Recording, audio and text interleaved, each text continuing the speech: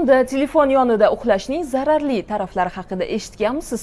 Telefon orqali nurlanishning bepushtlikka olib kelishi haqida-chi? Mutaxassislarning fikriga ko'ra, uyali telefonlar va boshqa gadjetlarda inson tanasi to'qimalariga singib ketadigan va salomatlikka salbiy ta'sir ko'rsatadigan radiochastotali nurlanish mavjud. Eng achinarli tarafi shundaki, nurlanish bepushtlik, saraton, asab va ruhiy kasalliklarning rivojlanish xavfini oshiradi. Doktorlar bolalar, homilador ayollar hamda yurak-qon tomir, asab va immun tizimlarida muammosi bo'lgan odamlar elektromagnit maydonlarga eng sezuvchan bo'lishini ta'kidlashgan. Nevrologlarning fikriga ko'ra, smartfonlardan tunda foydalanish juda xavfli hisoblanadi. Ekranning ko'k chirog'i ko'zlarga salbiy ta'sir ko'rsatadi, bosh og'rig'i va uyqusizlikni keltirib chiqaradi. Shuningdek, xotirani pasaytiradi va inson organizmiga Altsgeymerni yanada tezroq chaqiradi. Ma'lumot o'rnida shuni aytib o'tishimiz kerakki, shifokorlar gadjetlar uxlayotgan odamdan 2 metr uzoqda bo'lishi kerakligini ta'kidlagan.